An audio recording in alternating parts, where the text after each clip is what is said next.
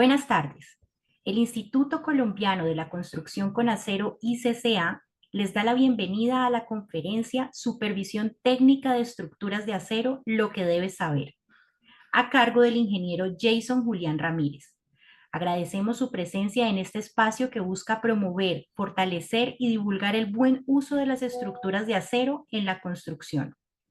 Recibimos personas inscritas desde Colombia, Ecuador, México, República Dominicana y otros países. Cuéntenos en los comentarios desde dónde están conectados. Queremos saludarles. También agradecemos el apoyo de las empresas ACESCO y Pacific Engineering and Consulting Company SAS, patrocinadoras de esta conferencia dentro de los días de la construcción con acero. Ahora quiero hablarles también del evento más importante del sector este 2025, el 10º Congreso Internacional de la Construcción con Acero, que se llevará a cabo del 18 al 20 de junio en Medellín, Colombia. Un espacio que reunirá a grandes expertos, empresas y profesionales del sector para actualizarse en los últimos avances, desarrollos y aplicaciones del acero en la construcción. Desde el ICCA nos encantaría contar con ustedes en este encuentro clave. Por eso, al final de la conferencia les compartiremos una serie de descuentos exclusivos por estar aquí. Y además, haremos el sorteo de una inscripción al Congreso valorada en $250 aproximadamente. Así que quédense con nosotros hasta el final y manténganse atentos al chat de esta conferencia donde enviaremos información clave para participar. Durante el Congreso, entregaremos los premios ICCA 2025. En este momento, las postulaciones están abiertas y ustedes pueden participar. Tenemos los premios ICCA ACESCO, que reconocen las mejores obras en ingeniería y arquitectura con estructuras de acero. Y tenemos los premios ICCA Tesis, que incentivan la investigación en el diseño y uso del acero estructural. Para más información pueden escanear los códigos QR o ingresar en las páginas web que se vienen en pantalla. Finalmente, quiero recordarles que el ICCA tiene para ustedes una serie de recursos técnicos y de aprendizaje en nuestra tienda virtual, como lo son nuestra revista técnica Construcción con Acero, que va en su publicación número 5, y 7 guías técnicas disponibles en formato físico y digital para estar al día con buenas prácticas en el uso del acero. La información para adquirirlas está en pantalla. Ahora, sin más preámbulos, damos paso a nuestra conferencia principal. Nos acompaña el ingeniero Jason Julián Ramírez, reconocido experto en estructuras metálicas, soldadura y supervisión técnica con más de 20 años de experiencia en el sector. Es ingeniero mecánico y magíster en administración de la Universidad del Valle, inspector certificado de la Asociación Americana de Soldadura y cuenta con certificaciones de nivel 2 en ensayos no destructivos, incluyendo radiografía, ultrasonido, líquidos penetrantes, partículas magnéticas e inspección visual. Actualmente es gerente de Pacific Engineering and Consulting Company SAS, instructor en los cursos de preparación para inspectores CWI en Colombia. Además, es miembro del ICCA, AWS, ASNT y del Comité de Estructuras Metálicas del ICONTEC. En esta conferencia nos hablará sobre un tema clave para la calidad y seguridad en las estructuras de acero, las responsabilidades del supervisor técnico. Damos la bienvenida al ingeniero Jason Julián Ramírez. Adelante. Muchas gracias. Hola a todos.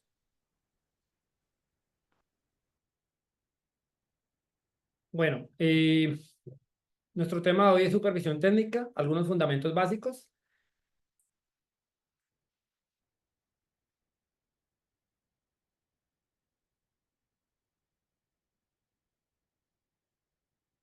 El ICCA no ejerce control sobre el contenido de esta conferencia, pues esta es una diapositiva que hacemos normalmente. Lo que se va a tratar en este tema es básicamente responsabilidad mía y sobre todo en un caso como este, donde hay muchos temas que son, además de la normatividad, pues opiniones propias de mi profesión. Ya una vez hecha esa salvedad de que el responsable de esta opinión de casos mías, voy a decir que esta se va a llamar Empeliculados con la supervisión técnica y vamos a hablar de 6 fundamentos. El primero es que vamos a saber qué es la supervisión técnica y quién es quién. Es un primer fundamento, o sea, que tengamos claridad sobre lo que la supervisión técnica significa y los diferentes actores que hay en la cadena, que sepamos claramente quiénes somos.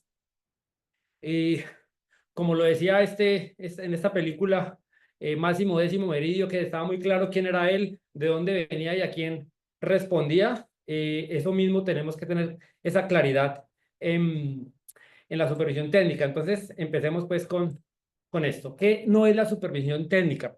Muy importante tener en claro que la supervisión técnica no es la interventoría, son dos responsabilidades diferentes en la legislación, o en el reglamento colombiano están determinados con diferentes responsabilidades, con diferentes funciones y tal vez algunas que se traslapan sobre las cuales mencionaremos, pero tener claridad que supervisión técnica no es interventoría. Entonces empecemos por mostrar qué es la supervisión técnica. Extractado del NSR, la supervisión técnica básicamente es la sujeción, verificación de cómo se fabrica una edificación con respecto a tres eh, condiciones importantes o fundamentales: los planos, los diseños y las especificaciones. Eso básicamente es la supervisión técnica, que se verifique, que se constate que lo que se fabrica pues cumple esos tres requerimientos mínimos. Pero además, esa supervisión técnica tiene un alcance y ese alcance es a sistemas estructurales como a sistemas no estructurales. Y esto es muy importante tenerlo en cuenta porque suele pasar que de pronto durante el desarrollo de los proyectos la gente tiende a pensar que aquello que no es estructural como que es de segundo plano, el hecho de que no sea estructural como que no hay que aplicarle los requerimientos, como que eso no hay que cumplirlos.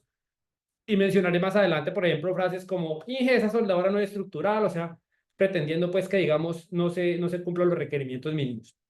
Entonces, lo otro para tener en claro que la supervisión técnica es que aplica elementos estructurales y elementos no estructurales. ¿Y qué es entonces la interventoría? Bueno, la interventoría, según se termina en este numeral de la NCR en el título I, la interventoría es como el responsable ante el cliente, es quien representa al cliente. La supervisión técnica, vimos allá en esa definición que no mencionaba como una responsabilidad ante una persona particular o ante un ente particular, sino que se respondía por tres cosas tangibles, no por personas o por entes. Por el contrario, la interventoría sí responde al cliente, es su representante y es su representante por todo aquello que se pueda colocar en un contrato. Tiene unos requerimientos técnicos, por cumplir requerimientos técnicos, por cumplir requerimientos financieros y económicos, si así lo tiene el contrato, y por otros, como requerimientos jurídicos, administrativos, ambientales, HSEQ, términos, siglas estas que se utilizan para hablar de seguridad, salud ocupacional, medio ambiente, y cualquier otra cosa que se pueda poner en el contrato. Entonces, ¿por qué es importante esta separación? Porque por lo regular el supervisor técnico se traslapa con la interventoría o se podría traslapar con la interventoría en la verificación de requerimientos técnicos, pero la supervisión técnica no tiene el alcance de hacer estas otras actividades que son administrativas, económicas y de otra índole. Veremos por qué o digamos las funciones que para que un buen proyecto de desarrollo puede cumplir una interventoría que no podría ser un supervisor técnico, y vamos a ver que cada uno de ellos tiene pues su importancia. Tal es el punto o la claridad que se tiene sobre que la interventoría y la supervisión técnica son diferentes, que el reglamento determina que, por ejemplo, una misma razón social, una misma empresa puede tener el contrato tanto de supervisión técnica como de interventoría, pero deberá designar dos profesionales diferentes. Es decir, la supervisión técnica y la interventoría sí puede estar en un mismo ente jurídico, pero no en personas naturales. Y eso tiene que ver, como lo decía ya Máximo Meridio, porque él tiene que responder a un único emperador, por hacer un poco de broma allí. Al cliente responde el interventor y el supervisor técnico responde básicamente como a la sociedad, lo interpreto yo, porque responde a la norma, a los planos, al buen hacer, independientemente de que eso vaya en favor, en contra, le es independiente de de a quien perjudique o no perjudique, debe hacer cumplir eso como en bien de la sociedad. Eso es como una aseveración mía, pues que no está por allí en ninguna parte. La supervisión técnica tiene dos caminos, se pueden tomar dos caminos para ella. Ahí se queda Eric Estrada viendo qué camino vamos a tomar. Uno es que la supervisión técnica puede ser una supervisión técnica continua. El otro camino es la supervisión técnica itinerante. Y las dos, pues, ¿qué es una y qué es otra? O cuál es el alcance de una y cuál es el alcance de la otra? está muy determinado o está determinado por dos cosas particularmente, por el tamaño del proyecto en área de metros cuadrados según la licencia y por el tipo de uso. En Colombia hay cuatro tipos de uso, no los vamos a mencionar, pero son importantes pues para que se conozcan en el proyecto y de pronto no lo tengo acá como uno de los ítems fundamentales en el proyecto, pues simplemente porque no lo mencioné, pero sí lo es. Una supervisión técnica para que se desarrolle bien tiene que tener perfecta claridad sobre qué tipo de uso es el proyecto. Y bueno, hay que tomar continuo o itinerante y dependerá del tamaño. Veremos en la última parte de la presentación cómo se hace eso. Importante tener en cuenta en la supervisión técnica que cuando es continua, lo que significa es que se destaca personal permanente de supervisión en el proyecto para que verifique el cumplimiento de las tres cosas que dijimos. Y en la supervisión itinerante, esa supervisión se hace con visitas a determinada frecuencia, pero ahí hago una advertencia importante, que se haga con diferentes visitas con frecuencia y no permanente, no autoriza, no permite, no exime a la supervisión de que se hagan los controles necesarios. Veremos que son 5 controles, hay 12 responsabilidades que no las mencionaremos acá, nos remitiremos a los 6 fundamentos importantes de una supervisión técnica. No lo dije al principio, pero lo digo acá. Para que una buena supervisión técnica se pueda desarrollar, pues básicamente el proyecto se tiene que desarrollar bien. Eso va de la mano. Entonces, acá voy a mencionar de esas seis fundamentos. Algunas incluso no dependen de la supervisión técnica, dependen de todo el contexto que el proyecto determine, pero igual son fundamentales para que la supervisión técnica se desarrolle bien, aunque no estén en el campo de acción y dominio del supervisor técnico, una cosa. Y lo otro que a través de toda la presentación voy a hacer énfasis en la rigurosidad. Es una condición fundamental e indispensable sin la cual no se puede llevar a cabo este trabajo que tiene tanta información que controlar y tantas características de calidad que verificar. Bueno, sigamos avanzando con esto.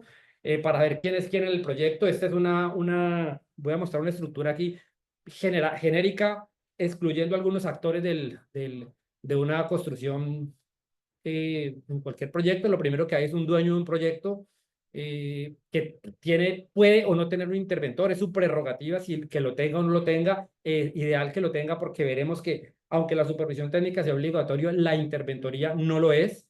Pero hay funciones que el interventor sí podría hacer y el supervisor técnico no, y son importantes para que el proyecto se desarrolle de una manera adecuada. Por supuesto, estamos hablando de buenas interventorías, de buenas supervisiones técnicas. Entonces, lo primero es que hay un proyecto.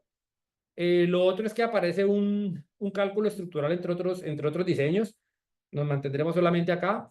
Hay un cálculo estructural que desarrolla un calculista estructural con su equipo de trabajo. Pueden ser otros calculistas y dibujantes, o dependiendo del tamaño y de los tiempos, puede que el calculista lo haga todo él. Pero bueno, independientemente de la estructura que tenga el calculista, hay hay una salida que son los diseños, el cálculo estructural y los planos estructurales. Y aparece, pues, digamos que otro gran paquete del proyecto es que ya se construya, que se haga la construcción apegada a los planos estructurales y cálculos estructurales. Y entonces aquí aparecen unas figuras que nos van a servir para analogía. Y de hecho, son modificaciones que se hicieron en Colombia para buscando la seguridad en las edificaciones. Digamos, una figura que aparece es el revisor de diseño. Lo pongo ahí como en una balancita porque ese revisor de diseño es como la balanza, el contrapeso, el, el que verifica las salidas de ese diseño, que ese trabajo que hizo el calculista corresponde a los requerimientos del reglamento y cualquier otra normatividad que haya que cumplir, y esa persona es la que lo va a verificar. Y esto es importante, muy importante, pues porque obviamente un error de diseño, sea porque sea error, porque sea simplemente por error o porque sea por dolo, pues tiene consecuencias graves en la construcción. Entonces, este revisor de diseño fue creado con la Ley de Vivienda Segura que se emitió hace algunos años a raíz de la catástrofe que pasó en Medellín con el edificio Space. Entonces, el revisor de diseño es como ese contrapeso. Y de manera análoga, digamos que análogo al revisor de diseño, aparece el supervisor técnico, que no es una figura nueva, pero que sí se modificó en esta misma ley. Se le dieron más dientes, por decirlo de alguna manera, para que también sea el contrapeso de la construcción de ese director de obra, para que esa construcción pues se lleve a cabo, que ya lo recordarán, que esos elementos estructurales y no estructurales cumplan planos, diseños y especificaciones. Entonces, el supervisor técnico también con su equipo o en proyectos puede que no necesite equipo, pues también es el contrapeso a la construcción. Esas dos figuras son una creación y la otra modificación de la ley de vivienda segura. Y con esto, digamos que nos sirve para avanzar en lo que vamos a mostrar ahorita de tips importantes para la supervisión técnica. Ese interventor que está acá tiene, como le decía hace un rato, puede tener un cruce un traslape más bien de funciones en aspectos técnicos, pero vamos a ver cómo él puede ayudarnos en partes muy importantes que el supervisor técnico no va a llegar incluso por los tiempos del contrato. Bueno, hay que contratar bien. Una cosa importante, hay que contratar bien. Hay que contratar bien al que fabrica, al que diseña y a la supervisión técnica. Porque los proyectos empiezan así, un sueño romántico como con DiCaprio y todo, pero si ese sueño se contrata mal, pues eso puede terminar en cosas como esta historia del Titanic, que empezó muy romántica, pero terminó catastróficamente. Lo mismo puede pasar con los proyectos. Hay que contratar bien, porque no hay ninguna forma de que una supervisión técnica, por buena que sea, por competente que sea, pueda arreglar una contratación donde el fabricante o el montador no esté a la altura de los requerimientos que se necesitan. Entonces, un segundo punto muy importante para que la supervisión técnica tenga un éxito y el proyecto, y por eso lo decía al principio, van de la mano, es que se contrate bien las empresas que participan en el proyecto, pero voy a referirme ahora principalmente a las que fabrican y montan, aunque aplica para todos. Porque es que las estructuras sí se caen de verdad, o sea, eso de que a mí nunca se me ha caído nada, eso, ahorita hablaremos un poquito de eso, pero las estructuras sí se caen. Aquí premeditadamente, pues digamos, no es que en Colombia y en Latinoamérica no haya casos de catastróficos, tomé uno, simplemente quise tomar uno del exterior de fuera de Colombia, pero los edificios sí se caen, las estructuras sí se caen. Este es un caso pues de Turquía que salió en las noticias, no conozco más del tema más allá de que hubo un problema en construcción, pero las estructuras sí se caen, hay que contratar bien. Eh, digamos que haya una catástrofe, no tiene que ser como la Armagedón, pues no tiene que ser un meteoro que va a destruir la Tierra. Una simple falla en una condición, en una soldadura o en un elemento no estructural puede ser catastrófico. Una catástrofe no son muchas muertes, una catástrofe es una sola víctima, es catástrofe para esa víctima o para su familia. Entonces no tiene que ser el Armagedón, pues. Hay que estar muy atento a frases como estas, como la de que llevo más de 20 años trabajando así y no se me ha caído nada. Ese no es un buen argumento para usted contratar a alguien o para no hacer los controles o para dejar un elemento en condiciones subestándar por fuera del reglamento. La otra es Inge, pero esta soldadora no es estructural. Yo no sé cuántas veces he escuchado eso, pero es una de las maneras que utilizan algún contratista para pretender que no se ejecuten las reparaciones de algunas soldaduras porque las consideran no estructural. Lo más interesante es que aquí el tema no estructural no es que conozca la diferencia entre estructural y no estructural según el reglamento, sino que simplemente quiere decir que esa soldadura no tiene una responsabilidad importante.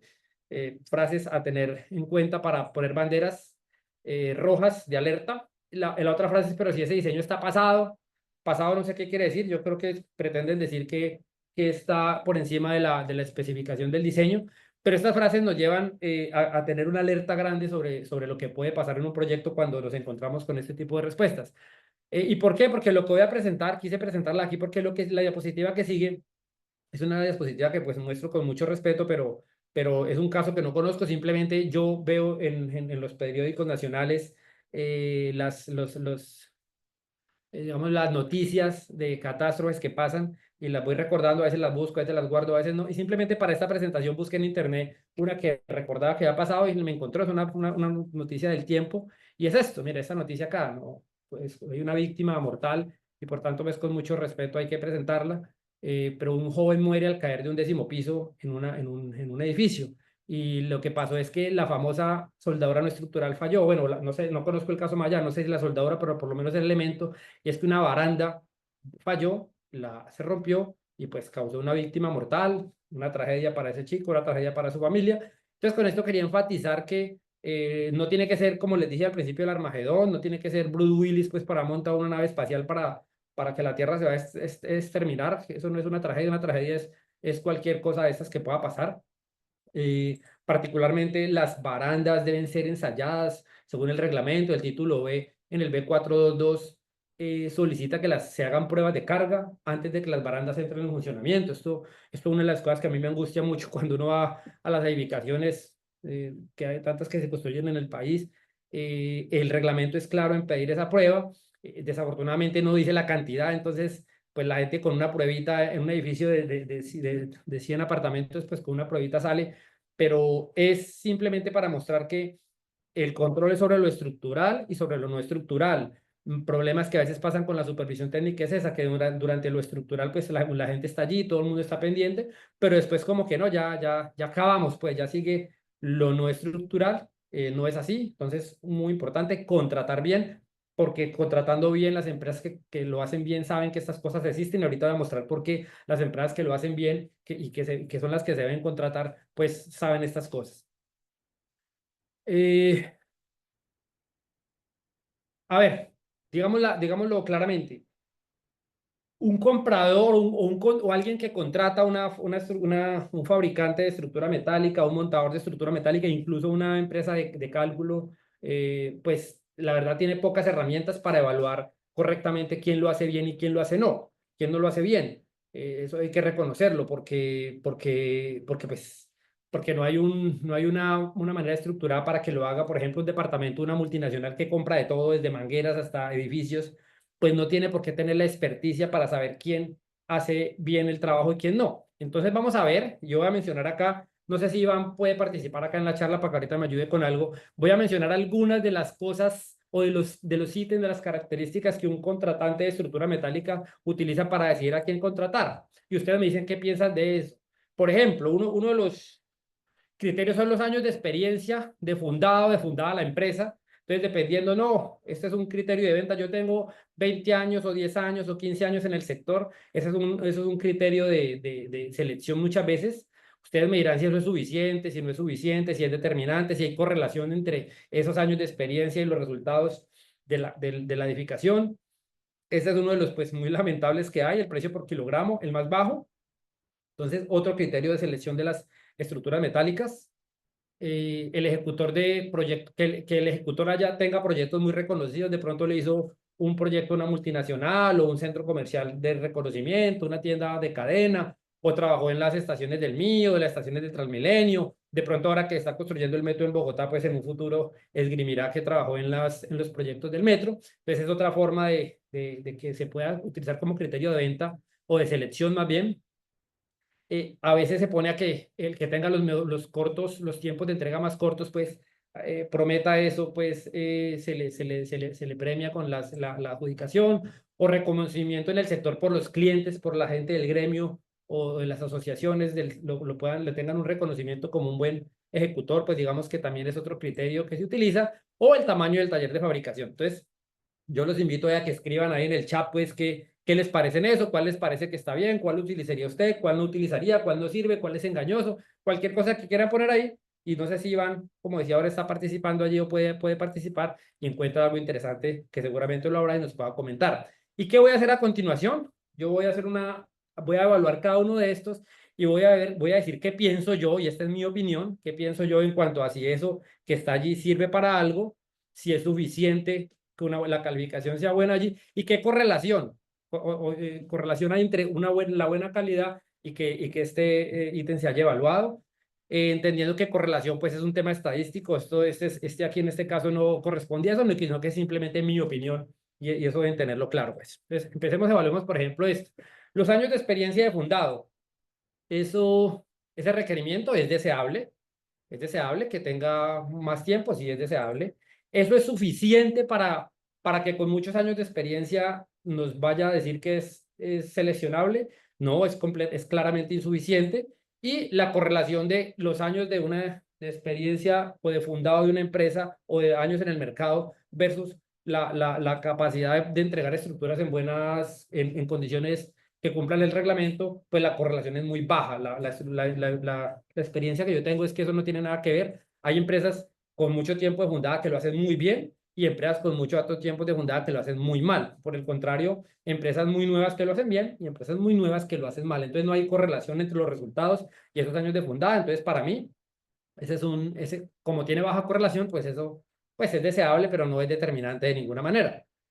Y por ejemplo, acá está este caso de que lo tomé también del periódico, no conozco más allá de lo que he visto en el periódico, no le he hecho seguimiento, pero este caso que probablemente hayan visto en las noticias pasó hace 1 o 2 semanas, tal vez 2 semanas o 3 semanas en Perú, donde colapsó una cubierta y hay unos 8 muertos, unos heridos graves, es una cosa lamentable.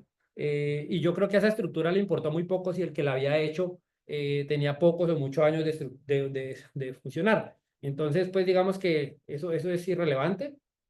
Y, y pues simplemente, como digo, este caso y los otros casos que voy a presentar aquí en ninguno tengo mucho conocimiento directo. En los casos que tengo conocimiento directo, pues no los quise presentar acá por obvias razones.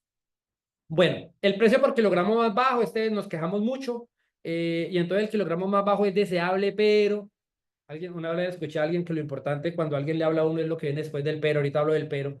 Entonces, el precio por kilogramo más bajo es deseable, sí, pero, ahorita hablo del pero, la suficiencia, no, eso no dice nada, eso no dice si es bueno o malo, ni el proyecto va a ir bien, eso no tiene ni nada que ver. Y la correlación puede ser negativa incluso, pero ojo, antes de que aquellos que están aquí participando y son empresas que pueden tener buenos precios o muchas eficiencias y unos precios mejores, pues no tampoco les me he dicho, aquí voy a explicar por qué. A ver, depende por qué yo tengo un precio bajo. Yo tengo un precio más bajo porque yo corto aquí en condiciones subestándar, mis procesos son como estos, sin normas de seguridad, sin normas de calidad, a la intemperie, o mis procesos o mis precios son bajos porque yo he invertido en tecnología, en planificación de los cortes o cualquier otra cosa, en programas, en software, en eficiencia, en planificación, en detallado para la fabricación. Entonces depende porque yo tenga el kilo por precio más bajo que lo tengo porque estoy disminuyendo las condiciones del proyecto, las condiciones de los procesos, las condiciones de las personas, o si lo estoy haciendo porque tengo eficiencias en mis procesos. Entonces, el kilogramo por precio más bajo es deseable, pero cuando se logre de la segunda forma. Es decir, el kilogramo por precio más bajo es válido entre pares de calidad y de controles de proceso. Eh, Ejecutor de proyectos reconocidos, eso es muy deseable, pues muy bueno. Si el que uno está seleccionando tiene proyectos para mostrar, muy bueno. La suficiencia para eso es completamente insuficiente. Que un proyecto sea reconocido no quiere decir que está bien hecho. Por conocimiento de causa sé que no es así, o sea, porque lo he visto. Un proyecto que sea muy reconocido no tiene nada que ver con que esté bien fabricado. Y la correlación es media. De todas formas, sí hay probablemente algunos procesos de selección más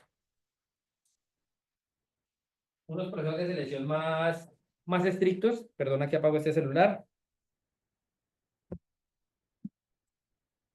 Y este es un caso en México. Creo que acá hay algunos participantes de la Ciudad de México. Con mucho respeto muestro estas imágenes también. En el año creo que fue 2022 o 2021, no lo recuerdo bien, la línea 12 del metro colapsó con muchos muertos, no sé si 14 o 17. Este caso le he hecho seguimiento bastante a través de colegas que me han participado en los informes de los estudios que se han hecho.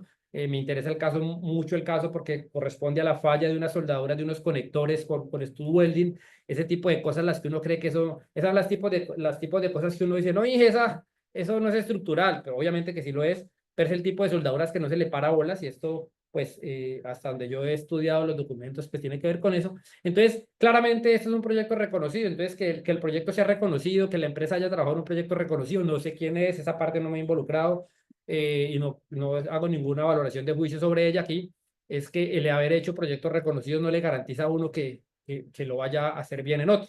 Que haya participado en esta línea, pues si la otra línea fueron los mismos procesos, pues probablemente los resultados puedan ser similares. Entonces, ejecutar proyectos reconocidos es deseable, pero la correlación es media, digamos. Cortos tiempos de entrega prometidos, pues esto pasa igual con los costos, pero ¿cómo? ¿Cómo es que va a entregar más pronto? Tiene mejor capacidad instalada, bueno, eso es chévere, o porque se va a saltar pasos, o sea, eso ya no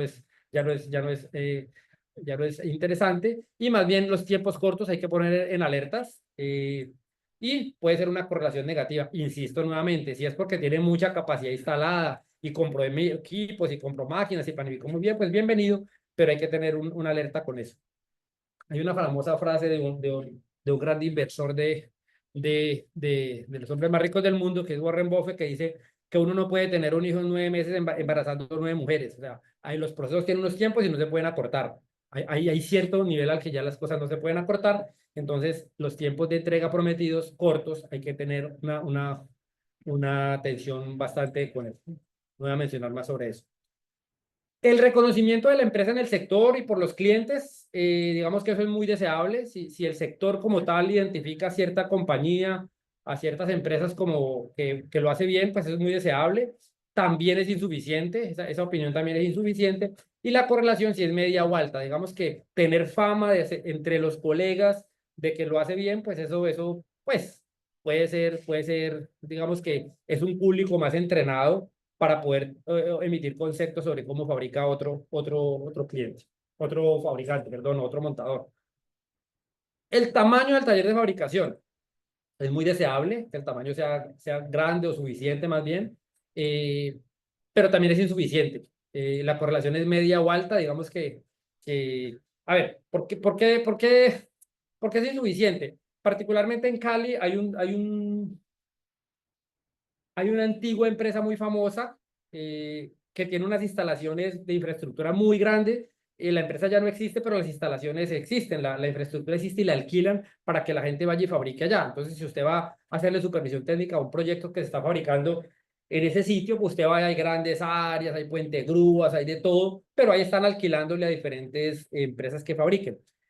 Eso no significa que sean buenas, regulares o malas porque tienen área, simplemente está bien tener el área suficiente para trabajar, pero pues no es suficiente. Ahora, cuando es un taller que tiene, pues si usted va y ve esto, es muy diferente ver un taller pues con sus zonas de almacenamiento, sus pasillos, que tiene donde trabajar, a estar trabajando pues digamos en un patio o algo. Esta es una foto pues que es permisiva, no quise poner otras más deprimentes, estas digamos que hasta válidas. Bueno, ok. Ahora, ¿cuáles sí son verdaderas o qué sí debería evaluar uno mejor para poder que se evalúe una empresa de fabricación o de montaje para que sí pueda uno tener más certeza y mejor correlación con los resultados?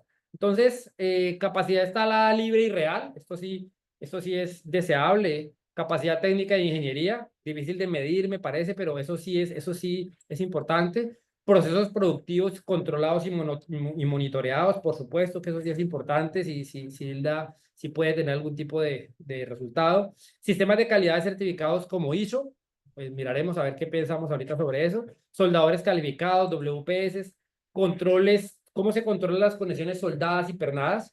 Entonces voy a hacer un ejercicio similar al que hice ahorita, donde voy a decir cómo creo que, que, que, qué opino de cada una de estas. Y de una vez les advierto que la de suficiencia de información la omití porque de entrada ninguna que sea positiva va a ser suficiente. Siempre es un conjunto de características que pueden hacer que uno pueda llegar a determinar que sí hay confiabilidad en el proceso o del contratante. Entonces empecemos con la primera y es capacidad instalada libre y real. Eso pues se mide no solamente, pero se mide en metros cuadrados, pero metros cuadrados productivos, de armado, de soldadura, de pintura, hay que verificar bien eso. Esto ya no es tan fácil, por eso yo les decía que un comprador de una multinacional que está evaluando una empresa que le va a fabricar, pues tiene dificultades para poder hacer una buena selección. Entonces, pero bueno, digamos, hay que conocer. Por eso mencionaba al principio que el interventor es muy importante acá, porque el interventor sí es una empresa que tiene las habilidades o debería tener las habilidades o podría tener las habilidades para que pueda hacer estas valoraciones bien hechas.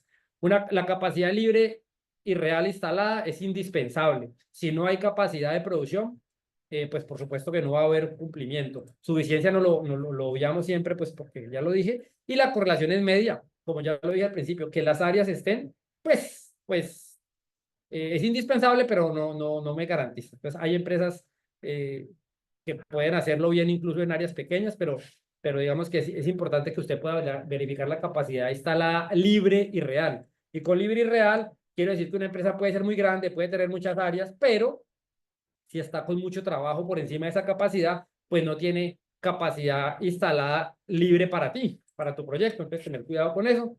La capacidad instalada también hay que mirarla con uno de los cuellos de botella más importantes o que con más frecuencia se presentan en las estructuras metálicas de los soldadores certificados que tengan la cantidad de soldadores adecuados. Eso es indispensable, obviamente, para poder hacerlo y la correlación es media también. porque acá hay un riesgo alto, una bandera roja alta. Cuando las empresas tienen estos cuellos de botella, pueden tener la tentación de que ante la dificultad de que contratar un soldador requiere que usted le haga la prueba, que lo califique, que pase, y a veces hay escasez de esta mano de obra en el país, en el sector, entonces puede haber tentación de poner gente a soldar que no tenga los certificados. Esto no pasa con las empresas buenas, con las empresas de las que estamos hablando aquí que hay que contratar, pero podrían pasar, o sea, de hecho pasa más bien. Entonces la correlación es media porque que los cantidades de soldadores certificados estén, tampoco pues significa que lo hagan. Otra forma o otro componente importante de la capacidad instalada es la capacidad de movimiento de carga. O sea, el fabricar además es un problema de transformación de material y de movimiento de carga en la planta como también en las obras. Y entonces que los puentegrúas que tenga, la capacidad de esos puentegrúas y la cantidad por metros cuadrados que cubran, pues es un determinante importante de la capacidad de la empresa. Es indispensable que se pueda mover la carga para poder hacer el proyecto correctamente y la correlación es media. Que tenga la infraestructura tampoco quiere decir que lo hagas bien, pero pues hay una buena posibilidad. Maquinaria, tecnología, máquina CNC, aquí utilizo un nombre comercial que es la máquina Caltema porque es la que más hay en el país para procesos automatizados. Hombre, eso es deseable, no es un requerimiento indispensable para fabricar bien, por supuesto que no. De hecho, en el país pocas empresas la tienen y hay muchas que no lo tienen, lo hacen muy bien. Entonces, sí es deseable, pero no es un requerimiento indispensable. Y la correlación es media alta, pues porque estos procesos de CNC y de procesos automatizados y mecanizados pues quitan variabilidad del error humano y todo proceso que usted le quite variabilidad del error humano pues tiene mejores posibilidades de funcionar. Todo esto, como les digo, son percepciones mías. Entonces, esta es una mejor forma de evaluar eso para contratar bien. Capacidad técnica e ingeniería. Esto pues va a ser polémico porque cómo evalúa uno la capacidad técnica e ingeniería de una empresa es difícil. Pero es indispensable que exista. Si no tiene la capacidad técnica de ingeniería para fabricar los proyectos, pues no va a haber buen resultado y la correlación sí es muy alta. Que haya buena ingeniería técnica en una compañía, sí tiene una correlación muy alta con que se logren buenos resultados en los proyectos. Cosas para mirar, pues por ejemplo, cómo los departamentos de diseño tiene propio, es subcontratado, cuántos ingenieros tiene, de pronto hablar con ellos, la calidad de esos ingenieros, la cantidad, la experiencia, el tiempo en hacer o ver cómo lo hacen. Esto requiere es una filigrana menuda aquí, pues poder calificar esto, pero es indispensable hacerlo. Bueno, no es indispensable, o sea, es deseable que se haga y es indispensable que exista para poder tener buenos resultados y la correlación es muy alta, como lo decía hace un rato. Capacidad para modelado y detallado, que tengan software como Tecla u otros, que el detallado sea bueno necesariamente con tecla o sin tecla, pues eso es muy deseable, porque no necesariamente hay algunas fábricas o talleres que actúan como fábricas donde solamente fabrican lo que otro modele, otro fabrique, entonces pues tampoco es indispensable, pero sí es deseable para solución de errores y otras cosas, y la correlación pues digamos que es media. Esto en cuanto a capacidad técnica e ingeniería. Y aquí me meto con unos que sí creo que son donde están, o sea, todo es una unidad, es un contexto, pero en la capacidad de controlar los procesos productivos y monitorearlos, eso es indispensable y la correlación sí es muy alta. Aquellas empresas que tienen procesos productivos controlados y monitoreados son aquellas compañías que pueden tener altas probabilidades de lograr los requerimientos de los proyectos. Por ejemplo, que haya recesión de materiales y trazabilidad. Por favor, si no tenemos un control del material que nos llega, pues cómo vamos a tener un requerimiento, un proyecto que cumple. Y pues la trazabilidad es un requerimiento de norma. Entonces es indispensable y la correlación es muy alta. Entonces evaluar si tiene eso. Controles de armado. Aquellas empresas que controlen armado tienen una muy alta correlación con lograr buenos resultados. Pasando a otros, bueno, digamos que dejando la parte de producción, que la empresa tenga un sistema un sistema de certificado de calidad, por ejemplo, tipo ISO 9000. ¿Eso qué tal? Eso es deseable, pero no es un requerimiento. Y la correlación es media. Tener un sistema de calidad certificado para mí, en mi experiencia, lo que he encontrado es que eso no significa que la empresa fabrique bien. Es deseable, sí, porque tiene un control de procesos administrativos, pero no profundiza en la capacidad técnica de las compañías. Entonces es deseable, pero la correlación yo diría que es media. Y, por ejemplo, en temas de soldadura, tener procedimientos soldadores calificados, tener WPS, eso es indispensable, es un requerimiento de norma. La correlación es media alta, estas empresas digamos que hay una buena probabilidad. Efectiva inspección de la visual de la soldadura, aquí es donde uno evalúa verdaderamente qué tan cumplidoras son de los requerimientos de las empresas. Cuando esta inspección visual de soldadura se hace al 100% como lo pide la norma, y como lo pide la norma es indispensable, y la correlación es muy alta. Aquellas empresas que inspeccionan su soldadura 100% tienen una muy alta correlación con los buenos resultados. Empresas que hacen los ensayos no destructivos según la normatividad, también esto es indispensable y la correlación es muy alta. Y finalmente aquí como para terminar esta partecita, pero finalmente, pero no menos importante, el control de las conexiones empernadas. Y aquí sí, pues que esto es indispensable. Yo siempre he sido un defensor del control de esto, ahorita voy a referirme a esto. Y las empresas que hacen control de conexiones empernadas bien hecho, la correlación es media alta, yo diría que incluso alta. Esta es una parte más sofisticada de la fabricación y que menos empresas cumplen. Controles de pintura y condiciones ambientales es indispensable. Si usted no controló el proceso, si no controló las condiciones ambientales, esa pintura, si le quedó buena, digamos, por obra y gracia del Espíritu Santo, porque no es posible lograrlo sin ello. La correlación es media y alta. Y bueno, creo que con eso, con eso, con eso termino esa parte. Esa parte no depende de la supervisión técnica eh, en la contratación, digamos, pero hay que contratar ya. Insisto en eso, es un ítem para que la supervisión técnica y el proyecto le vaya bien. Hay que contratar una buena empresa que fabrique, que monta. Voy a omitirme la parte de diseño porque no se trata de eso la charla. Pero si no hay una buena empresa de fabricación y de montaje, pues no, la supervisión técnica lo que va a encontrar, si es buena, es rechazo, rechazo, rechazo, rechazo y el proyecto se va a fracasar. Entonces hay que contratar bien. No hay forma de que una buena supervisión técnica pueda arreglar una mala contratación. Como dijo Willy Colón, árbol que nace doblado, jamás su tronco endereza. Entonces, es muy importante la contratación y ahí el supervisor técnico no lo puede hacer, pero sí puede ayudar a la interventoría y por eso es una de las funciones muy importantes.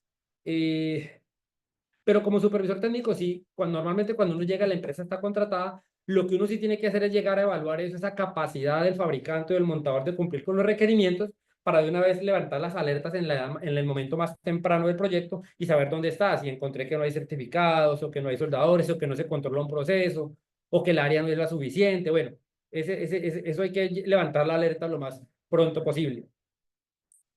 Bueno, mencionaba yo al principio que el trabajo de supervisión técnica es un trabajo de rigurosidad porque la cantidad de información, la cantidad de variables que hay que controlar, es que miren que lo que la supervisión técnica dice es que hay que garantizar que la construcción se cumple con tres cosas, que la construcción cumple, es decir, que todo lo que se fabrica, todo ese edificio, todos esos 3.000 o 4.000 o 5.000 o 10.000 o 20.000 metros cuadrados cumplen con planos, diseños y especificaciones. Entonces, son muchas las cosas para cumplir.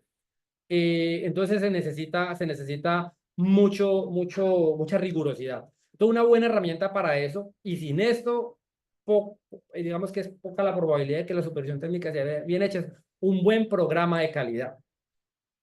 Entonces, esas empresas que son rigurosas y que hacen un buen programa, un plan de calidad bien hecho, hay que encontrarlas, esas están ahí, hay que encontrarlas, esas empresas que han tenido esa rigurosidad, porque ya voy a explicar lo que es ese plan de calidad y por qué es un buen indicador de que las cosas van a ir bien, porque es indispensable, voy a mostrarlo. Entonces, cuando uno se encuentra una empresa que ha hecho un buen plan de calidad, le debe pasar así como a la profesora Edna de los Simpsons. Uno ve ese plan de calidad y si uno queda así eh, anonadado, es porque encontró un plan de calidad que garantiza que los ensayos están bien hechos y que hay rigurosidad para cumplir planos, especificaciones y la normatividad, pues no queda más que quedar anonadado. ¿Por qué?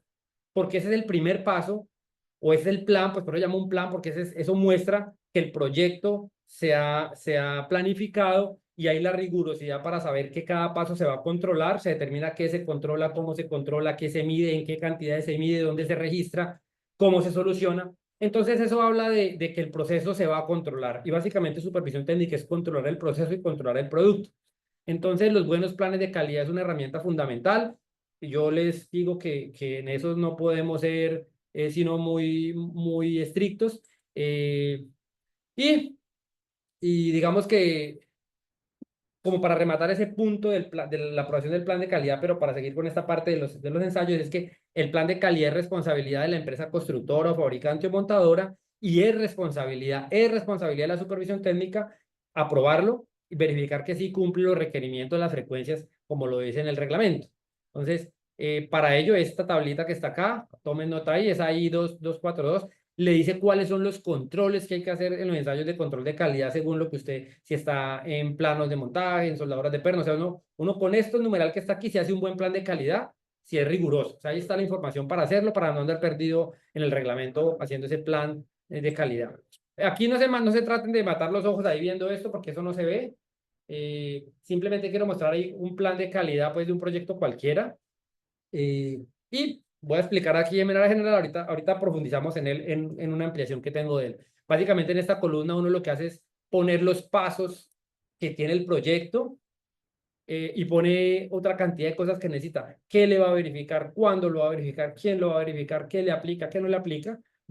En la diapositiva que sigue, oculté algunas columnas de este y mantuve solamente unas para que se pueda ver. Digamos que aquí creo que se puede leer un poquito.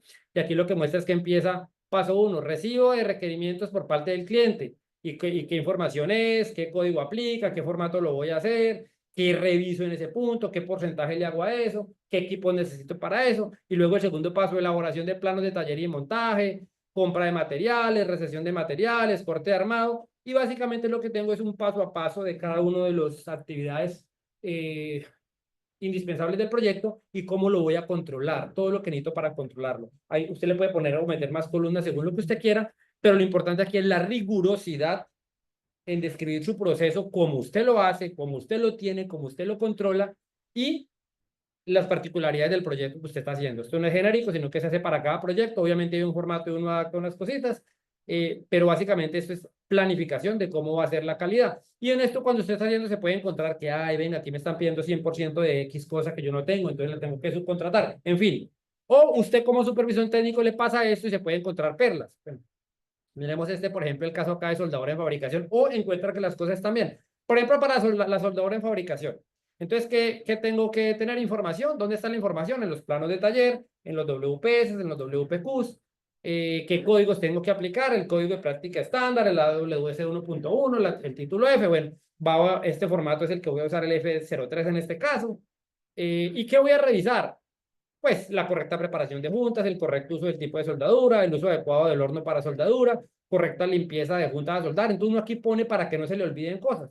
¿Y cuánto lo voy a hacer? 100% en visual y soldaduras y van a necesitar una cinta métrica y una galga Bridgestone. Entonces, ok, este quiere decir que aquí este señor tuvo en cuenta eso. Acá está para ensayos no destructivos y, por ejemplo, si uno se pone aquí juicioso, se ve que ahorita lo vamos a ver para ensayos no destructivos, ¿a qué le va a aplicar? Dice que le va a hacer ultrasonido a la junta canalal de penetración completa, tope, y una chorrera de cosas allí. Dice que le va a hacer al 100% a unas cosas y le va a hacer al 10% a otras.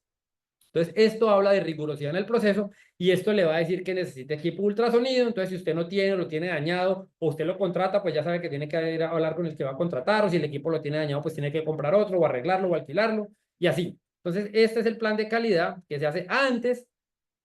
No puede pasar. ¿Qué cosas pasan con los planes de calidad que hacen que se desvirtúen y no valgan la pena? Pues pasa que no lo hago, sino que simplemente cojo un plan de calidad de internet y le pongo el logo mío. Después el plan de calidad pues no sirve porque no hay rigurosidad. O lo hago pero no lo aplico. Eso puede pasar. O le pongo unos porcentajes subestándar. Entonces, ese es el momento en que la supervisión técnica debe llegar a controlar, porque este plan, una vez esté bien hecho y aprobado, además que tiene que ser aprobado por el supervisor técnica, es la guía de ruta con la cual vamos a trabajar. Es sobre la cual vamos a todo ese poco de variables que hay, toda esa ráfaga de requerimientos que tenemos, las vamos a poder controlar. Entonces, muy importante, los planes de calidad es un ítem fundamental en el desarrollo de los procesos. Bueno, que el personal sea competente, esto parece una perogrullada, pero créanme que no lo es. Eh, el personal que desarrolla la supervisión técnica tiene que tener las competencias que se requieren. eh, y empecemos por lo fácil. Digamos que bueno, hay tantas, lo que quería decir, son tantas las cosas que hay que hacer que hay que dominarlas. Si usted tiene la competencia y las herramientas, ya puede ver como Neo que ve las balas y las puede atajar, es lo que yo decía.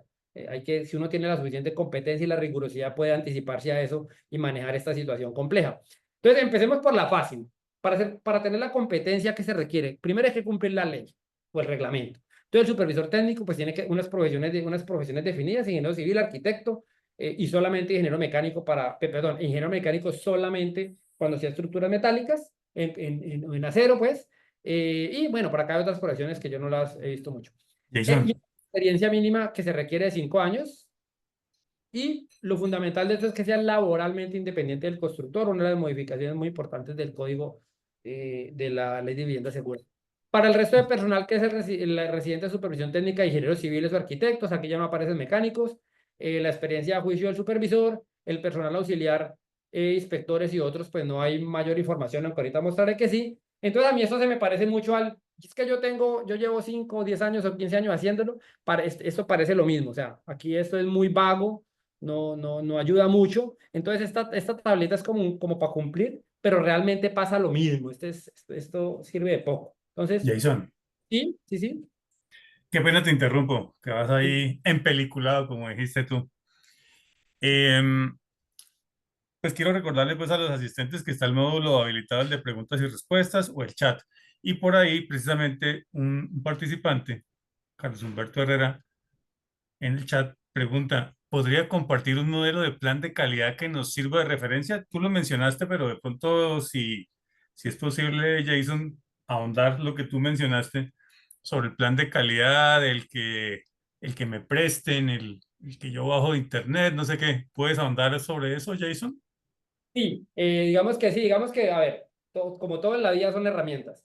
Sí, yo lo puedo compartir. Lo importante es que, lo importante es que se utilicen como referencia porque el plan de calidad pues es para el proyecto y tiene que ver con las capacidades propias que tengo yo en mi planta o en mi empresa de montaje y con las particularidades del proyecto, si tiene diseño, si no tiene diseño, si yo tengo, qué tipos de máquinas tengo yo. Entonces sí, como modelo sí, sí, claro, pero debe ser hecho así, como todo, como toda herramienta, debe ser utilizada bajo esa condición. Y sí, los planes de calidad, hay una norma, incluso ISO 9000 que da guías, bueno, no recuerdo ahorita el numeral, pero llama guías para planes de calidad. No sé si todavía sea vigente, pues cuando yo andaba mucho en el mundo de la ISO 9000 lo existía, yo no sé, ya me retiré un poquito de eso, y no sé si aún sea vigente, pero sí lo existe esa norma que guía, es una guía para hacer planes de calidad. Sí podemos compartirlo, pero pues obviamente con esa condición de que es una herramienta pues para que se utilice de guía, pero sí, me gustaría porque la verdad es que es una de las cosas que uno encuentra en las empresas que no se hacen. Es muy común que uno encuentre que uno pregunta el plan de calidad, ah, sí, yo te lo busco. Entonces, cuando uno vuelve a la otra visita, sí, le sacan un plan de calidad que le pusieron el logo o es uno que sí tienen, porque de verdad sí lo tienen, pero nunca lo usan. Entonces, es como para entregar. Entonces, no sirve el plan de calidad. La recomendación que yo hago aquí es que exista, pero que se ha tomado el tiempo de hacerlo, de revisarlo, de adaptarlo. Pues obviamente uno no lo va a hacer de cero todas las veces. De hecho, no es así, pues no tiene sentido. Pero sí que el plan de calidad sea esa guía, que sirva para eso, que sea el plan de ruta en que me diga qué voy a ir haciendo y qué voy a ir verificando. Entonces, sí, eso es, Ok. no sé si contesta la pregunta. ¿Listo? Bueno, perdón, Jason, aquí una pregunta por el módulo de preguntas y respuestas. Jacqueline Contreras nos pregunta, ¿la supervisión técnica la contrata el fabricante? Y por acá en el chat dejan la pregunta, ¿el ingeniero calculista podría ser el supervisor técnico o deben ser diferentes? Ya que estás ahí en esa tabla, Jason. Ok, listo, no, bien, bien. Pues la respuesta a ambas es no. La supervisión técnica es laboralmente independiente del constructor o del fabricante, podríamos decir aquí, no. La supervisión técnica debe ser independiente laboralmente. Ah, ok, pero si como servicio, es que ahí lo que pasa es que lo contratan como, le hacen un contrato, pero laboralmente debe ser independiente. Eh, Eso está, hemos dicho, eso está mal inventado, eso está mal hecho porque finalmente eso a uno le termina pagando el constructor de todas formas, pero uno tiene digamos que es parte de ser supervisor técnico, uno sabe que aunque se utilice la figura del constructor para pagar los honorarios de la supervisión técnica, pues uno es independientemente de eso, o sea, de hecho deshacerse, entre comillas, vamos a usar esa palabra, de un supervisor técnico, pues no es fácil, porque eso hay que hacer una, o sea, si usted digamos, le quitan el contrato, pues usted, hay una, y para superar las controversias, pues hay que hacer un empalme con el otro, y uno pues podrá expresarle qué es lo que está pasando, si es que uno se volvió incómodo con determinado punto que no se quería subsanar, entonces digamos que ahí hay ciertas ventajas en ese sentido, pero sí, pero sí, normalmente el supervisor técnico es un revisor del constructor y del fabricante, y por tanto no debe ser pagado, pues no debe ser empleado de él, es lo que dice la norma realmente. Y en cuanto a la otra pregunta, no, no, hay un régimen de incompatibilidades para ser supervisor técnico, que aplica a los interventores, a los supervisores técnicos, a los revisores de diseño, bueno, se me escapa alguno ahorita, pero no se puede, o sea, está prohibido que una persona, un diseñador sea supervisor técnico, eso es ilegal, o sea, eso está por fuera de la ley y no se puede, definitivamente no se puede. Pero cosa importante, no lo dije ahorita, cuando estaba ahorita hablando de la fabricación que hay que contratar bien, decía que es muy importante que los interventores participen en esa selección adecuada de las empresas que fabrican o montan. También lo mismo aplica para los diseñadores y los calculistas. Ellos sí están más desde el principio en el proyecto, sí deberían incidir en que se haga una buena selección de los fabricantes. Listo, no creo que con eso contesté, si no, pues me contrapregunta y seguimos. O continúo, me dices, Iván. Pues aquí pregunta José Gabriel Calvo, pero si un ingeniero diseñó y tiempo después le piden ser el supervisor independiente de la construcción, ¿puede serlo? No, está impedido por ley. No lo mencioné acá porque no profundicé tanto en eso, pero hay una ley, hay una, no sé, norma, no sé cómo decirlo, pero hay un documento de incompatibilidades donde incluso ni siquiera si uno es familiar, en ciertos grados de consanguinidad puede hacerlo. Es decir, si yo soy primo, creo que me aplica para primo, cónyuge, hermano del diseñador, tampoco puedo. Un régimen de incompatibilidades bastante estricto en ese sentido. O sea, eso no se puede. No puedo yo mismo y ni siquiera puede, hasta cierto grado de consanguinidad tampoco pueden hacerlo. O sea, eso está bien separado. Eso está bien separado. Bueno, no, perfecto. Hasta ahí vamos al día con las preguntas, Jason. Ahí sigues entonces. Bueno, muchas gracias. Bueno, entonces acá yo he hecho una especie de organigrama para poder hablar de las competencias del supervisor técnico, de la supervisión técnica más bien en general. Normalmente bueno, está el supervisor técnico, está un residente para aquellas que sean continuas. Recordemos que este supervisor técnico tiene un requerimiento de que sea ingeniero civil mecánico, incivil, arquitecto o mecánico para estructuras metálicas, que es el que nos interesa aquí. Este residente es un ingeniero civil, creo que arquitecto no. Y aparecen estas figuras que están acá, estos actores de la supervisión técnica que no se tienen en cuenta allí. Y son muy importantes y faltan en la supervisión técnica del país, y cuando no están, pues uno encuentra problemas en la supervisión técnica. Por ejemplo, tiene que haber un inspector de construcciones soldadas, que no es necesariamente este señor, es un señor que es inspector de construcciones soldadas. Hay un inspector de ensayos no destructivos, hay un inspector de condiciones pernas y hay otros. Esto pues, mencioné topógrafo, otras cosas, pero esto no me interesa, pero digamos que hay otro personal auxiliar allí.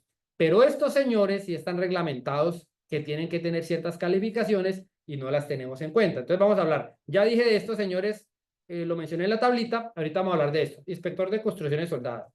Pues este numeral dice calificación de los inspectores de la supervisión técnica. Entonces el personal de inspección de la supervisión técnica de soldadura debe estar calificado de acuerdo a unos requisitos y hay tres posibilidades de esa calificación.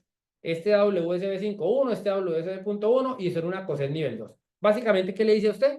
Que el que inspecciona las soldaduras, el inspector de las soldaduras de supervisión técnica, o sea, este que desde el principio hasta el final inspecciona la estructura, tiene que tener una calificación. Y esto que dice acá básicamente es que le pide que sea un inspector certificado nivel 2 ante ACOSEN, la Asociación Colombiana de Ensayos No Destructivos Colombiana, ante ser un CWI de la Sociedad Americana de Soldadura, o que tenga por acá, que tenga la experiencia, formación, habilidades y educación para que pueda desarrollar el sistema. Entonces, esta figura es una de las que yo he encontrado que muchas veces falta en la supervisión técnica de la estructura metálica. Entonces, cuando hay supervisión técnica, que es el último tema que tocaré, pero esta figura falta. Este es un señor que tiene que tener esas competencias, esa calificación y falta. Entonces, hay que tener el equipo competente para desarrollar la supervisión técnica. Entonces, este huequito, ténganlo en cuenta. Luego está el inspector, bueno, voy a hablar primero del inspector de conexiones pernadas. Inspector de conexiones pernadas. El personal de inspección de supervisión técnica para los pernos debe estar calificado con base en entrenamiento y experiencia documentados de la inspección de conexiones estructurales pernadas. Entonces, señores, las conexiones pernadas son tan importantes como las soldadas y tienen una ingeniería detrás de esas dos plaquitas con 4, 6 o 8 tornillos o pernos, no sé cómo es el nombre correcto. Hay tanta ingeniería que debe estar uno calificado para poder inspeccionar esas estructuras. Entonces, eso hace parte de tener un grupo competente de construcciones soldadas y se ahorraría uno que le estén pidiendo que el torque, que le estén pidiendo el giro de tuerca para conexiones que no lo requieren. Entonces, eso pasa porque los supervisores técnicos, los mismos interventores, incluso los fabricantes y montadores, desconocemos la normatividad de las conexiones pernadas. Los invito a que trabajemos muy fuerte en eso, que es uno de los grandes vacíos que tenemos en la construcción del país. Bueno, y el personal que hace ensayos no destructivos probablemente es el que más se cumple, listo, que sea nivel 2. Ese digamos que ese es el que todo el mundo pide el certificado, entonces digamos que ahí no pasa tanto lío, pero los otros dos sí faltan, ¿listo? Bueno, y ahorita sigue el penúltimo tip de los que yo voy a hablar, y es que hayan los recursos para desarrollar los controles. O sea, ya les mostraba ahorita, hay muchas, o sea, la cantidad de requisitos, de criterios de calidad que hay que verificar para poder que se cumpla, que la construcción de los elementos estructurales y no estructurales cumplan planos, diseños y especificaciones son muchos, son muchos, son muchos. Entonces eso requiere recursos y todo consume recursos. Entonces el supervisor técnico no puede andar por ahí como Will Smith en la película con un rifle y un perro a ver qué caza, no. Hay que tener recursos para ello. Yo recuerdo en un proyecto que estuve hace algún tiempo como supervisor técnico, un proyecto importante, pues que con letrero grande y todo. Y cuando fuimos a hacer la verificación de anclajes, pues nos dijeron que no, que con hilo y con manguera porque no había, el presupuesto estaba muy apretado y no había plata para topografía. Y no tengo nada en contra de los hilos, las cintas y los niveles de manguera en ciertas condiciones, cuando las cosas son pequeñas, pero cuando usted es un centro comercial con múltiples ejes, niveles, pues eso no funciona y va a salir mal. Bueno, finalmente eh, muchos anclajes malos fueron no detectados, aceptados. Finalmente la empresa de estructura metálica terminó remendando todo eso, lo hizo bien, la verdad es que pero cortó, alargó, hizo de todo, volvió esa obra un taller completo, cobró todo y no sé cuántas decenas de equipos de topografía se hubieran podido comprar con la plata que cobró la empresa de estructura metálica por hacer esos arreglos que no se hicieron por no tener una topografía. Entonces, hay que tener los recursos para desarrollar la supervisión técnica. No se puede andar por ahí, como lo dije, con un rifle y un perro. ¿Por qué? Los controles son 5, son control de planos, control de especificaciones, control de ejecución, ensayos de control de calidad, control de materiales. 5 controles pide el reglamento. Voy a mencionar algunos de estos que yo sé que son de interés y otros me los voy a saltar. ¿Listo? Para mostrar un poquito de cómo son y que eso requiere recursos. Por ejemplo, el tema de planos. En los planos, el supervisor técnico no es responsable por la información que esté en los planos. Eso es del diseñador. Pero un plano sí tiene que tener ciertas condiciones o cierta información. Que esa información esté, si es parte del control. Entonces, por ejemplo, aquí he resaltado algunas simplemente. Por ejemplo, usted tiene que verificar que los planos se haya designado el sistema de resistencia de carga sísmica, que usted sepa qué es de carga sísmica y qué no. En otra conferencia seguramente mostrar la importancia de cómo se inspecciona uno y cómo se inspecciona el otro.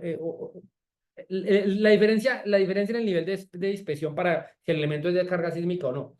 La designación de miembros y conexiones que hacen parte de resistencia de carga sísmica. Localización y dimensiones de las zonas protegidas. Eso, mejor dicho, encontrar eso sí es como ganarse la lotería, se hace muy poco. Eso debe estar.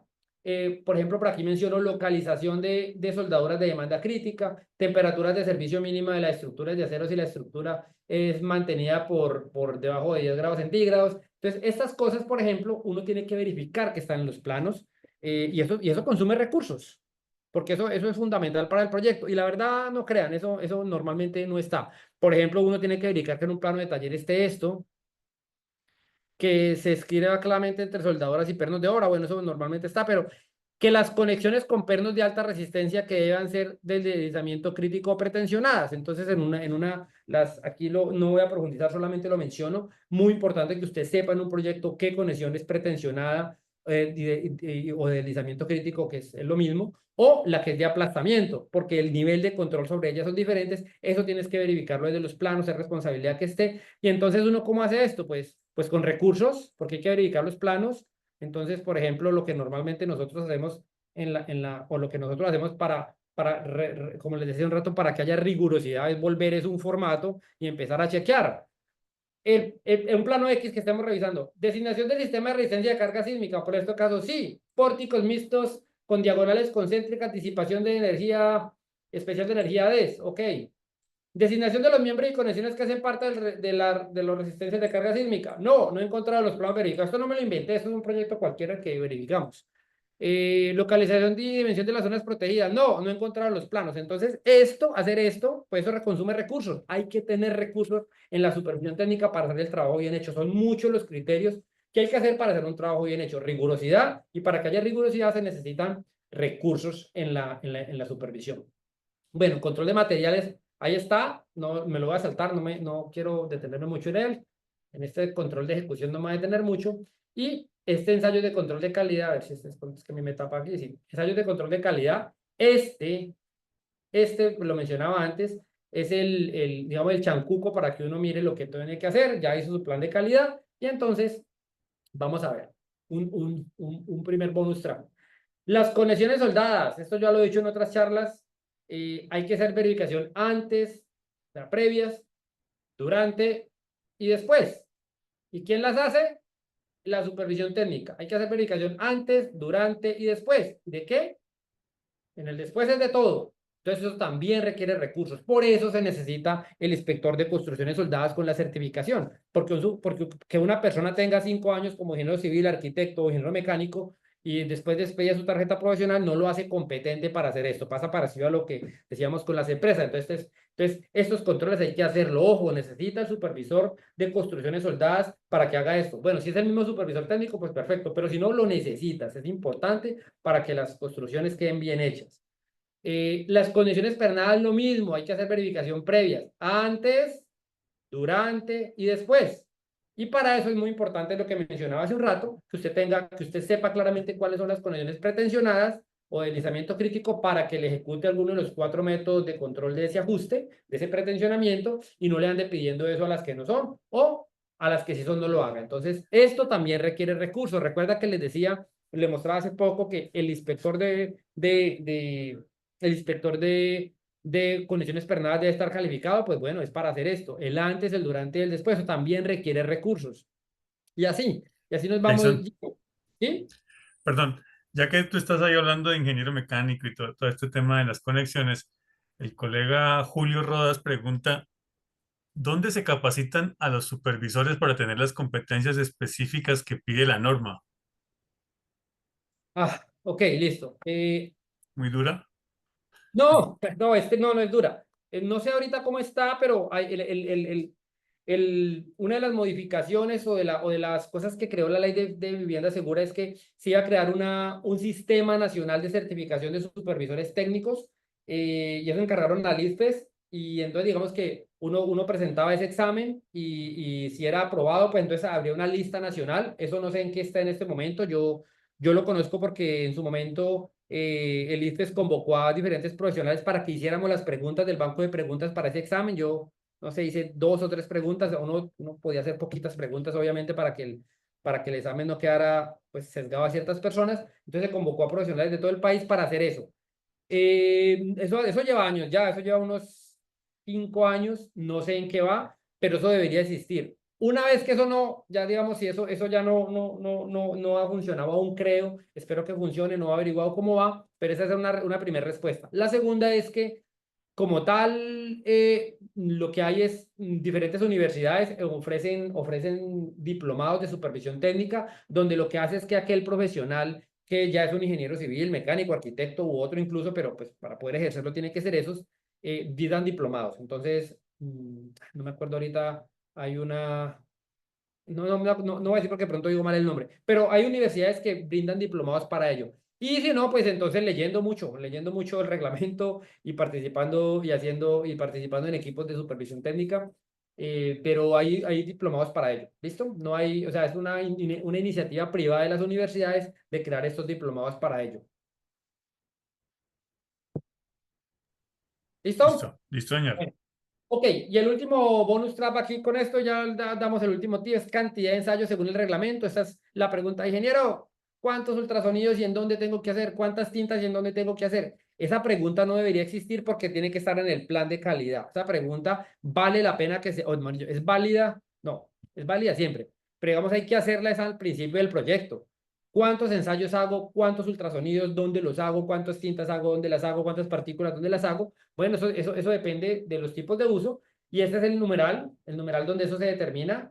Aquí mi presentación no me deja leer el numeral, pero ustedes lo pueden leer ahí. Y este párrafo es el que le dice a usted la cantidad de ensayos que hay que hacer. El párrafo, yo cada rato que tengo la oportunidad lo presento, es un párrafo complejo, largo. Ahorita lo explico mejor, pero quiero resaltar aquí de todo este texto que está acá, no me preocupen, cara, lo miro. Esta parte que dice, estos ensayos formarán parte de la supervisión técnica. Por eso les repito, hay que tener recursos para que se pueda ejecutar la supervisión técnica, no se puede andar con el rifle y el perro solamente, se necesitan recursos. Porque estos ensayos son parte de la supervisión técnica. ¿Y qué nos pasa? Que estamos siempre recostados en los ensayos que hace y que paga el fabricante o el montador y no estamos cumpliendo esta función. Estos ensayos hacen parte de la supervisión técnica. Bueno, hecho ese punto, no me vengo para acá. Desafortunadamente me quedó corridito, pero bueno. Rápidamente, las edificaciones tienen, o digamos, uno puede partir en dos tipos de elementos de ese gran conjunto, elementos de resistencia sísmica y elementos que no son de resistencia sísmica, pues acá me quedó corredito, se me corrió, pero todos entenderán que los elementos de resistencia sísmica es este módulo acá arriostrado y los otros no son de resistencia sísmica simplemente para efectos del ejemplo. ¿Y por qué lo uso? Porque dependiendo del grupo, vemos qué cantidad de ensayos se hace. Entonces, grupo uso 1, lo que sea resistencia sísmica se le hace 100%, lo que no sea resistencia sísmica se le hace al cero. Es decir, grupo 1 solamente inspecciono por ensayos no destructivos de ultrasonido, lo que sea resistencia sísmica, eso sí, al 100%. Cuando es un grupo 2 y 3, lo que sea resistencia sísmica le hago ensayo 100% y lo que sea no resistencia sísmica 10. Es decir, siempre resistencia sísmica va a ser 100, lo que cambia es los no resistencia sísmica de 0 a 10 cuando paso de 1 a los 2 y 3. Y en el grupo de uso 4, resistencia sísmica 100, nunca cambió. En todos 1, 2, 3 y 4 los elementos de resistencia sísmica siempre los voy a inspeccionar al 100% y lo que no es resistencia sísmica también al 100%. Entonces, fácil de aprender, yo creo. Y en donde hago ultrasonido, resistencia sísmica 100% siempre, y el resto, por eso es importante hacer el plan de calidad, dependiendo del grupo de uso, pues ya determinas en qué parte se hacen, en qué porcentaje, si es uso 1, 2, 3 o 4 del proyecto. ¿Listo? Esa es la forma en que esto se verifica. ¿Listo? Acá hay una tablita que siempre hago de un resumen de lo que está allí. Bueno, ese es los bonus track que tenía allí. Y el último, la última, el último tip para una buena supervisión técnica es que haya supervisión técnica. O sea, no depende del supervisor técnico, pero yo creo que más allá de que las supervisiones técnicas sean bien hechas o sean mal hechas, el problema más grande que tenemos nosotros en nuestra industria es que la supervisión técnica no se hace. ¿Sí? La supervisión técnica no se hace. Se hace muy pocas. Se hace más en la parte de edificaciones, de vivienda, pero en el resto no se hace. Entonces le podría decir el Rey León a su hijo Simba ahí: todo lo que se construya tiene que tener supervisión técnica. O sea, todo tiene que tener supervisión técnica. Ese todo tiene un pero. Es que sea mayor a 2.000 metros cuadrados según la última ley de vivienda segura. Y si todo lo que tenga más de 2.000 metros cuadrados tiene que tener supervisión técnica, pues lamentablemente no es así. Entonces, el último tip para que haya supervisión técnica es que sí, o sea, para que haya una buena supervisión técnica es que paradójicamente sí la haya, que sí se contrate, que sí se pague. Y en eso es muy importante el trabajo de todos los que estamos aquí, que lo divulguemos, que lo pidamos a los clientes, los diseñadores, los calculistas que le digan a su cliente: mire, tiene que contratar una supervisión técnica, los interventores que digamos: vea, tiene que contratar una supervisión técnica, porque lamentablemente no se hace con mucha frecuencia. Aquí simplemente pues cito el decreto pues de ley de vivienda segura donde habla de los 2.000 metros cuadrados, y aquí cómo se calcula, y creo que eso es todo. Preguntas si tienen, si hay tiempo. Sí, bueno, Aura e Isabel, tenemos preguntas, pero tenemos también la ansiedad del sorteo. ¿Hasta qué horas podemos hacer preguntas? Yo creo que Isabel. podemos dedicar unos 5 minutos más de preguntas porque en YouTube también nos están haciendo algunas. Voy a proceder a leerlas Solo las y fáciles. solo las fáciles, de acuerdo. Y continuamos con el sorteo. Aprovecho para decirle a las personas que están aquí conectadas que se suscriban al canal de WhatsApp. A través de ahí estamos enviando la encuesta de satisfacción, la cual es requisito para participar en el sorteo, ¿vale? Entonces, en los comentarios de YouTube tenemos Mindual dice, ¿se puede tener un plan de calidad predefinido, para ejemplo, montaje de tuberías y otro para el de estructura, para que en el momento que se tenga un proyecto ajustarlo al requerimiento? Bueno, sí, la respuesta es que los planes de calidad, pues un plan de calidad corresponde a cada proyecto, pero es cierto que digamos que en lo que va a cambiar es muy poco, digamos que uno sí puede tener un modelo, la pregunta que me hacían hace un rato, es uno sí puede tener su modelo y luego hay ciertos puntos que usted ajusta dependiendo del proyecto. Entonces, un ejemplo que podríamos mencionar es, yo tengo hecho mi plan de calidad y si es uso 4, pues vimos que los porcentajes de ensayo de ultrasonido me cambian, porque es 100% lo que es resistencia sísmica y 100% lo que no, y digamos que tengo el plan de calidad. Pero si luego tengo otro proyecto en el cual es de uso 1, pues entonces tengo que cambiar. Resistencia sísmica sigue siendo 100%, o sea, eso nunca me va a cambiar, o sea que ese renglón yo nunca lo cambio, pero el otro sí tendría que bajarlo a 0%. Entonces, digamos que sí, pero obviamente uno no lo va a hacer de cero siempre, como dije hace un rato, sino que uno tiene pues ciertos formatos para que se le adapten y lo pueda tener. Lo importante es que usted sea riguroso y cuando lo emita sí corresponda a la realidad del proyecto y a la realidad de su compañía.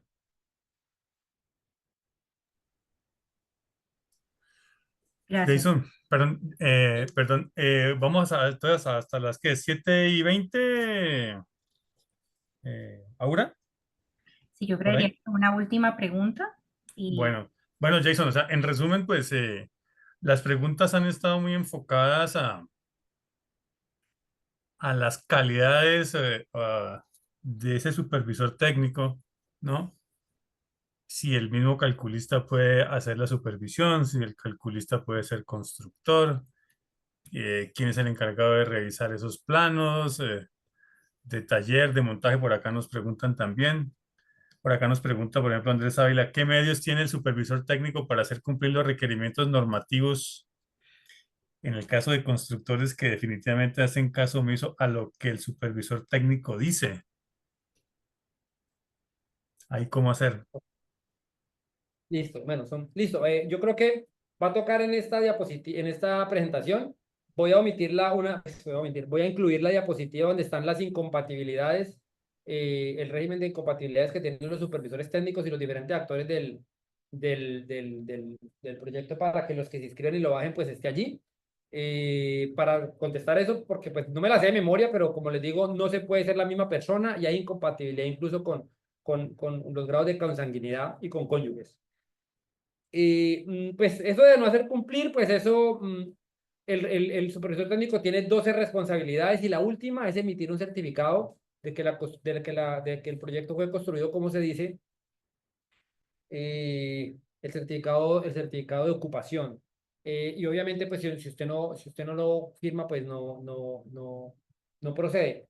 ¿Cuál es el problema con eso? Cuando son edificaciones que hay que hacer unos trámites en notaría, lo piden, pero cuando son otros proyectos, no. Eh, pues, como todo en esta vida, en este país, pues usted lo que tiene es que hacer su salvedad de su responsabilidad lo máximo que uno puede hacer es pues no abandonar, o sea, poner la constancia o hacer la denuncia o hacer o retirarse, pero pues más allá de eso, pues no se puede hacer, o sea, usted ya depende usted hasta qué camino coja, pero pues notificarlo al propietario. Renunciar al proyecto. Más que eso, pues uno, pues a la curaduría, ponerlo en consideración de la curaduría, ya depende usted hasta dónde quiera llegar con eso, pero pues más allá de eso no sabría yo qué hacer. como todo en la vida, pues hay gente que se va, hay gente que sí se puede llevar a que cumpla y gente que definitivamente no va a cumplir. Y pues el supervisor técnico tiene unas responsabilidades muy importantes, incluso de hecho penal y patrimonial. Por tanto, ese riesgo no se puede tomar y si el proyecto no está, si el proyecto no va a cumplir, lo mejor es notificarlo y abandonar. No hay que tomar riesgos con eso porque su tarjeta profesional de verdad que sí se va a ver comprometida, su misma libertad y su mismo patrimonio. Entonces, eso hay que tener esas salvedades con eso.